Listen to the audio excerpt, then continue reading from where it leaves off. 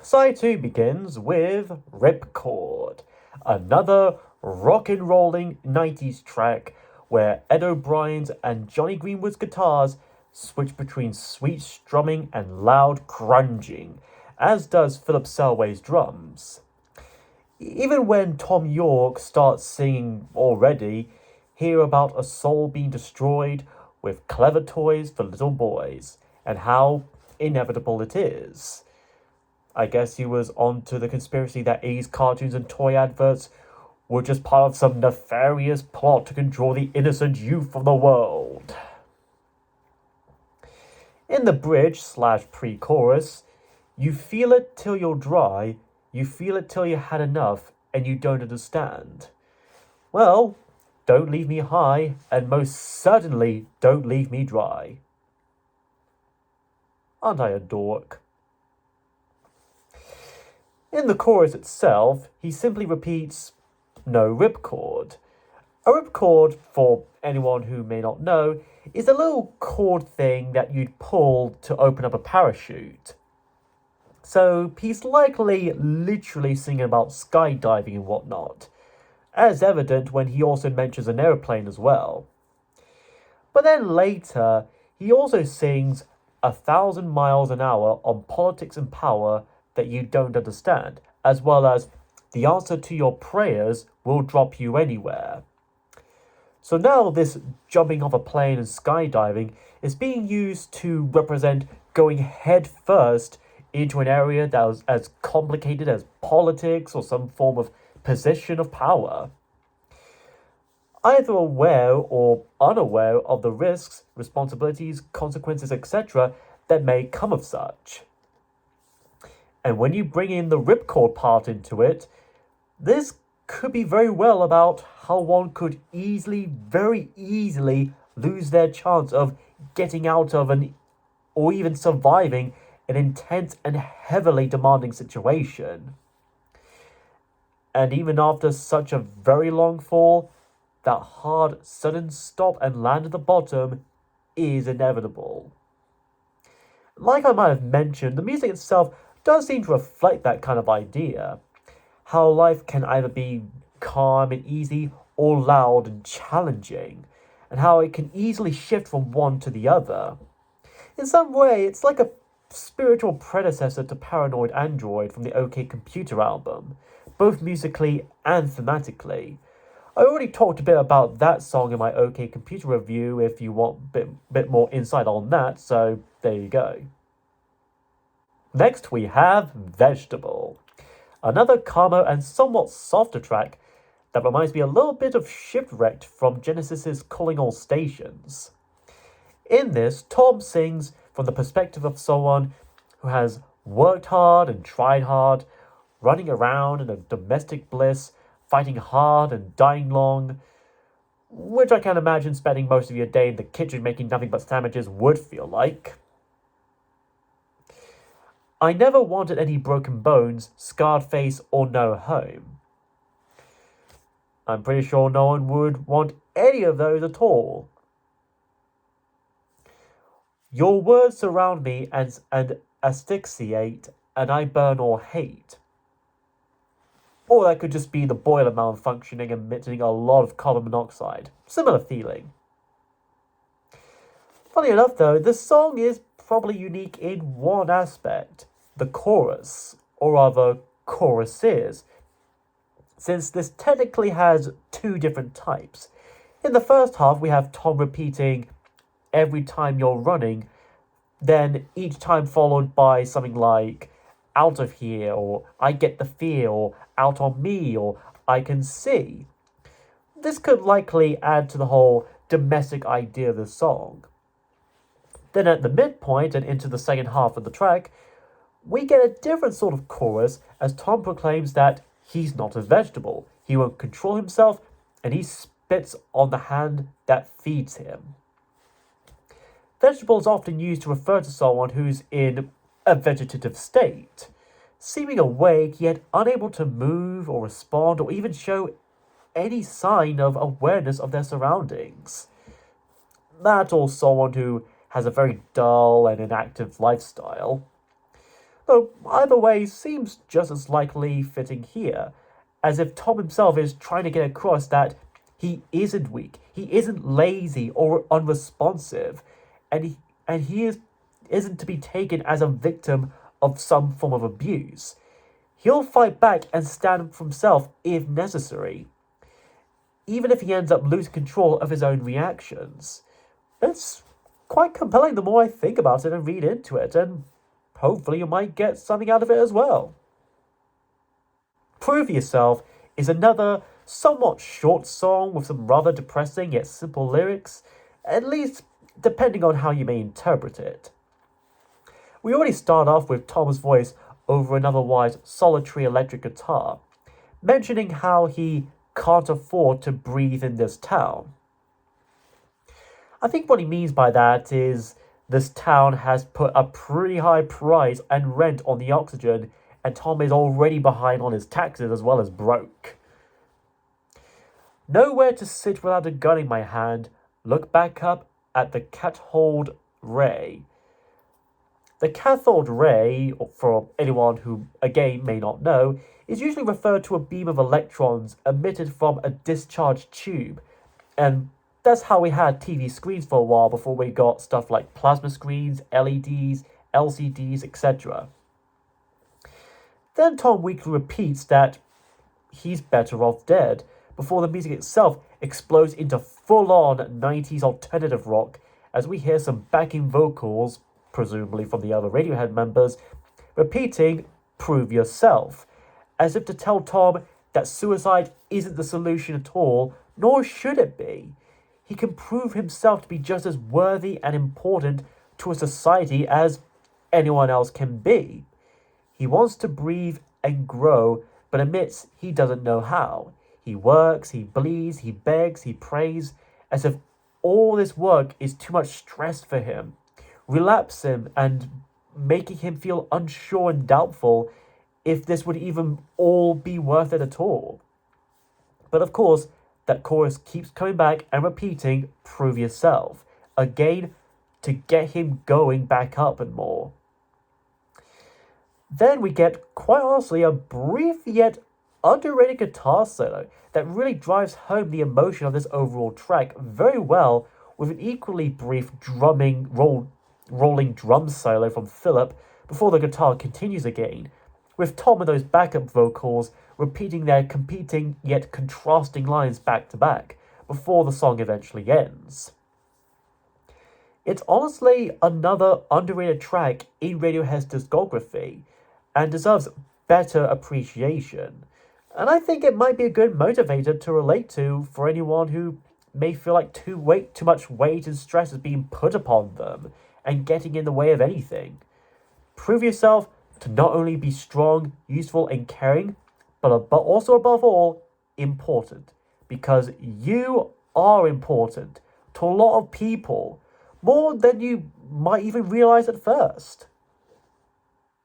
Then, we get what may be an answer of sorts to Prove Yourself with "I Can't." Starting with a brief and good contrast between a high-pitched guitar and a slightly lower, crunchy guitar before the music starts off proper. Tom says to "Please forget the words that I just blurted out. It wasn't me, it was a strange and creeping doubt." Again, I'm pretty sure that can sum up a lot of comments on YouTube and Twitter. "It keeps rattling my cage, and there's nothing in this world that'll keep it down." Or that could be Sylvester the cat trying to get Tweety Bird who's inside his cage. Then over the course of nearly the whole song, Tom repeats that even though he might, even though he tries, he can't. With the previous song in mind and context, this could mean that Tom has been trying to bring himself and prove himself of some kind of worth or effort, but even still, he can't in the end. Or maybe at least he still thinks that he can't anyway. Then again, this could just as likely be coincidence, as well as me and other people reading too deep into it anyway, but still. So many things that keep me underground. Yep, he's going deeper underground. because it's too much panic in this town. So many words that I can never find. I could really do with a new thesaurus. If you give up on me now, I'll be gutted like I've never been before. No, seriously, if you leave me behind, they're going to gut me and cook my innards for dinner. Seriously, don't ever leave me. I need help. Less than 3 minutes in, we have something of a false ending where we hear a lone, whirring guitar sound go for a little bit of a brief while before the music starts back on again for the small remainder of the 4.25 long track, including a weeping guitar solo. I Can't is another decent Radiohead tune, even if it's nothing too special. And it does kind of sound like the kind of opening theme song that you'd hear in the intro to a 90s high school teen drama like My So-Called Life. You know, that show with pre-Stardust Claire Danes and pre-Morbius Jared Leto. Ask your parents about that one. Unless you are your parents. After that is the penultimate song, Lurgy. Or Lurgy, tomato, tomato. A mellow and bittersweet tune with emotional music and simple yet deep lyrics. At first, Tom claims that he feels better and strong now you've gone, as if a lover or girlfriend of his has either broken up with him or recently deceased, which honestly would be a pretty unique twist. Though he also says, now there's nothing wrong, which may lean towards the former idea, as though he finally feels free from such a negative relationship. Then he soon says, tell me something I don't know, tell me one thing, let it go, and I got something I don't know, I got something heaven knows. As if to say that he may not be so sure about it after all. The way he repeats a lot of these lines indicate that he's been trying to drill such into his own head for quite some time, that everything is completely fine and nothing's wrong at all. While he may act all fine and dandy, he still feels some amount of love for the girl who left him, which definitely adds to the bittersweet nature of the song here. The song lurgy is a common word used here in the UK to refer to an illness that isn't yet determined or identified yet at the moment. So with that meaning in mind, this could be about Tom feeling something deep inside that he either can't figure out or is in denial of it. Honestly, it's certain songs like this and I Can't that make me wonder why the band would disregard the whole thing together instead of just appreciating what they had made in the end anyway. I know I appreciate this track alone, and I'm sure others do so as well. And so, our album ends with Blowout.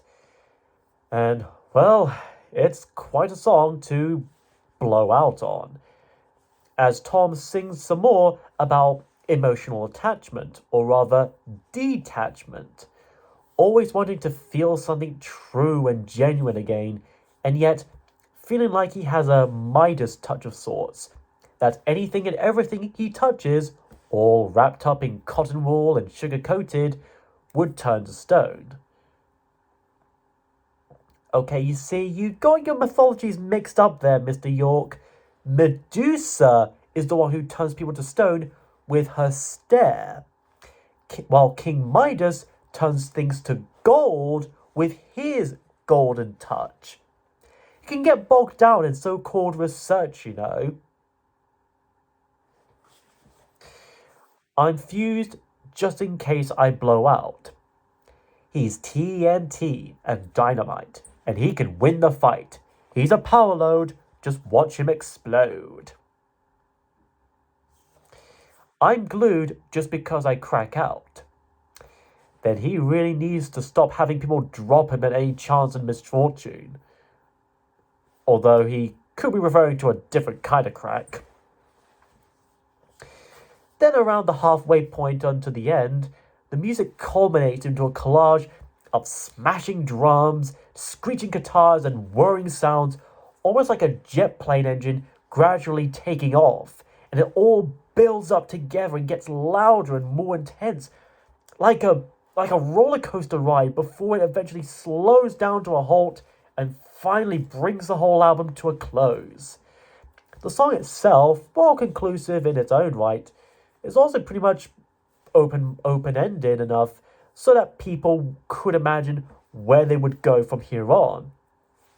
And Blood does seem to be a stepping stone for the band in evolving into doing bigger and more ambitious things in the future, which they eventually would if their future albums are anything to go by.